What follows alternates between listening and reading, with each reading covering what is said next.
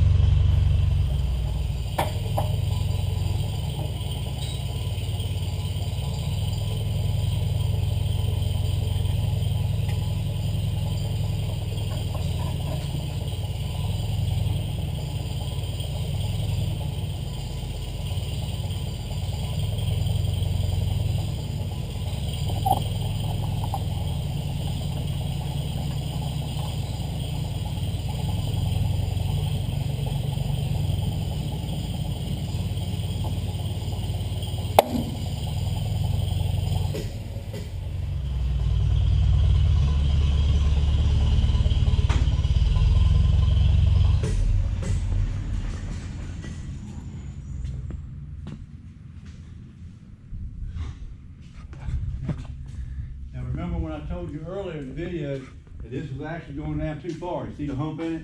A little bit's okay, but that's more I want right there. So then I'll come right in here and cut this rest off right here. Yeah. Axle rest, and go down to here with it about. And that'll get me about right there. Well, that's for clearance, ain't it? Well, yeah, but you don't need that much clearance. That's, you know, that right there is a plenty clearance what I got up front. Yeah. That thing does pick it up tall. And I'll tell you what, I'm gonna pick it up and set it down, pick it up again. I'm gonna roll about a foot, and y'all can say you're the first people in the world, including me, to ever see it move. That spot right there.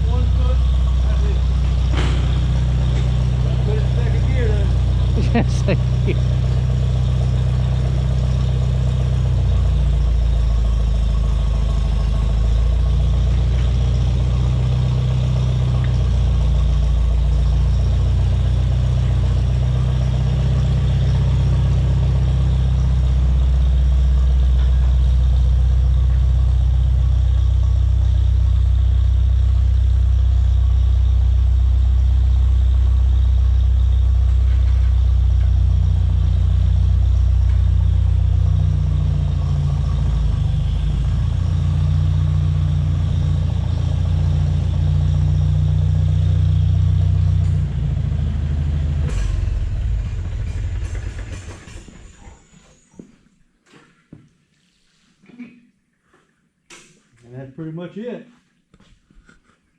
I'll let the front fly over. Now, when I get in the field and get working, it'll be a coordinated thing. It'll just be like a smooth dive coming in and a smooth dive like coming out. Yeah. It's gonna take some practice, but that's what's gonna happen. And possibly, I may get a pressure valve. I don't know this yet. You go right here. International put a pressure valve on theirs. In other words, they could run this one there and that one back off on one remote. What it did, it would serve this cylinder first, the way it worked. It would take a greater pressure to go back there, so it come to this one first. Yeah. Then this one picked up, then it went back to that one. Yeah. And some way or another it would run. Yeah, that would probably be a good good idea for that. Yeah, and the only place I found one is a hydraulic shop down in Mississippi. So when the time comes, I'm not hurting right now. I'm still in my development stages, and it won't look pretty. It'll look pretty much about like this going to the field. Yeah.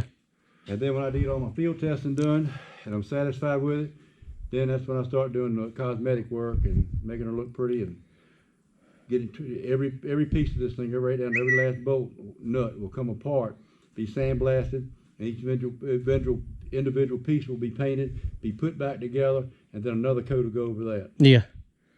And that generally is what I've had very good luck with lasting, and plus keep them out of the sun. Yeah. Yeah. That it don't matter what kind of paint it is, that sun will beat it. It don't take long for it to wear it down. And that's all I know to tell you about this plow. That's just a lot of work, but I'm retired. But it gives me something to do. Yeah. And I enjoy messing with it. Yeah. Well, I'll definitely have to come back down here, and we'll get a little bit further along and get closer to field trial time, and then we'll go out and. Well, field trials are not going to be probably until November because the farm's planting soybeans. Right Yeah. now. Yeah. Get them in soybeans. And plus, another thing about working on right here at home in the backyard and this, that, and the other. If I get sick of it, I can shut the door and go to the house. Yeah. I don't let it bother me. All I know is it's going to happen. And when I first started this plow, I named the thing Humdinger. I like to give everything a name for some reason. And anyway, it went on and on. It took 9 months to get all the stuff here from Indiana to build all this stuff. I had bought a bunch of stuff from a guy. Finally got it here.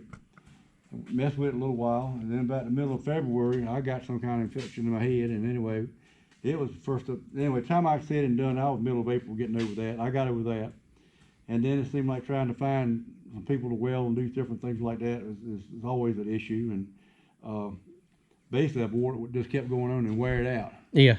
And so anyway, the name of the plane, the plow, one day changed from. When I changed it from Humdinger, it went to whenever.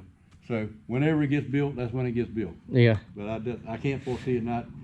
Hopefully, I want to put it in a plow day in Gates County, North Carolina. Yeah. It's coming March. Oh yeah. I'm hoping to get it over there. Well, I would say if it could shut right down and build this plow, had everything stuff to do it. So Yeah. you just went to a machine shop. Yeah. You could probably do this whole plow with their help down there. Of course, you'd have to have several people working on it, probably in 2 weeks. That's not going to count sandblasting and painting now. Yeah. That's another chore right there. Oh yeah. But there are people that do that kind of work, but I don't take it to them, just let them do it. I reckon I'm too picky. I do all the painting that's done right here. Sandblast. I might try a guy. I got a guy down south of me who does sandblasting, but there's a guy that does portable stuff. I got a guy helping me with welding on this. He said he's really good, and I might give him a try here at the shop to see what happens. Because I tell you, this hauling this mess around is no fun, and it ain't cheap either. No. So sometimes people coming to you, charge you something, but you got to think what it will cost you to move this stuff and get it there, and then not only you got to drop it off, then you got to go back and get it. Anyway, I'm saying painting on this thing, it'll take me, I may take me a good week just to get this thing disassembled. Because a lot of these nuts and bolts, they're not going to want to move. They're going to be heated. Another thing I do on every nut and bolt, and you'll find this out too if you ever do any rebuilding. Go ahead when you take the thing out, Yeah. and you know you're going to use it again, clean it up, go ahead and tap and dye everything. Yeah. Because you will take that bolt in more than one time, in and out. You think you might be put it back in one time through it, most of the time it don't work that way. Because you're building something that ain't been built before, number one, and you're trying this, you're trying that. Yeah. And so nothing's ever exact. Basically, what I call it the CFC work. And that stands for cut, fit, and cuss. Yeah. That's about the way this old stuff is like this. Yeah. But I like rust. And as you can see, I got plenty of it. Yeah. But I'm looking forward to plowing with this. I'm going to be pulling this with my my 3588. And I've pulled 10 plows behind it before, and it pulled it just fine. It's, I think, one of Matt's videos showing me pulling 10 bottoms Yeah. with it. And so it'll handle it. When we had the, was it the 2 bottom number 60? Or Yeah, 2 bottom number 60 hook up Yeah. that 8 bottom I built. we had that special hitch. Yep. There's a couple.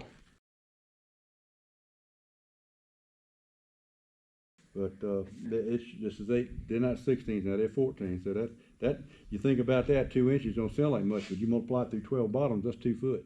And And I just want to build it for the fun of it, and go to plow day and have fun with it. But anyway, my 2+2 I'm gonna pull this with. It weighs about 25,000 pounds. Because So what it was, it I think it was a ripper. the concertile. It was the concertile. Concertile. I had Yeah. a concertile. Yeah. I was rating it with 10 times or so. Because that's when you pull with the M out there. You hook the M to it. Yep. And they said it took 13, not engine, not PTO, but 13 drawbar horsepower to pull each one of them times. Right? Yeah. And I could pull it pretty good. I told it to a guy that had a 1566, and you drop it in the ground, she'd stop. I mean, she had horsepower, she'd do Yeah. it, but she wouldn't, most soils, it wouldn't take it all the deepest it would go. Oh, yeah. But that's all I know to tell you about this plow. You're up to date, you know as much about it as I do. And that's about it. And what I'm gonna do here eventually now, I got some more of this tubing right here. I'm gonna put that on the back, but I'm not gonna, that's another thing I'm not gonna do until I get everything tested out. As far as performance, it ain't gonna make no difference with tubes on there. And, but I wanted this because of strength, but if I left that on there right there because of all this stuff. But if I left that on there, you wouldn't tell the difference, one or the other. Yeah. And I started to go ahead and just use the other one like that here. And I said, Lord and behold, I get this thing built and things working right, then I gotta cut all that back off and then put this in here and go again. So I decided to bite the bullet and take my chances on that, and I don't have to touch that anymore. Yeah. What were you saying that this beam here, it cost a couple years ago? Oh, this tube right here, I bought a 20-foot stick to do the same thing on my 8 bottom out there. I've probably seen my videos. I built a fully mounted 8 bottom plow for my 2+2. And anyway, I decided to go this route, and I'll show you the little plow in a minute that started all this mess. Anyway, when I did that plow, a 20-foot stick was $400. When I went back, got this stick several years later, it was $800. Yeah. This piece of steel you see on the floor right here, this 24-foot long, a tube of 3/4 inch walls. The other day it was $310. That was wholesale. That's where we're at. All right. Well, appreciate you showing it, and then we'll definitely follow up on this. Yeah, when we get it out in the field, Yeah. even for just testing, let me test it a little bit, make sure it ain't gonna embarrass me too bad. And I'll get back with Matt here, and we'll show you in its in its trial stages. But I just can't think of any reason why it won't work. All right. In other words, all the principles of plowing that I know about, your drafts and line of drafts, all that stuff, all that mess lines up. Yeah. Real good. Oh yeah. So it should do just fine. So that's where we're gonna be plowing and showing the picture, man. At the back. That's where we're gonna be at, where the soybeans are at. Yeah. And The land that everybody always says is we need to put it in harder ground. Remember? oh yeah. Said it's too soft out there. A lot of these people that pulled in sand, they don't know how hard sand can pull. Sand can pull hard, and I'll tell you, the trouble with the soils around here, a lot of people used to, in the Midwest especially, most of the soil, what I've seen, I plowed all over the Midwest, the fields are consistent pretty much from one end to the other, the kind of soil they got. Yeah. And we got fields around here like that too.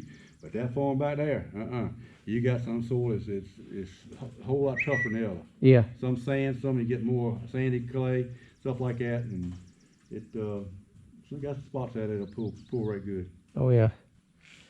That's it. All right. Appreciate it. Bye bye.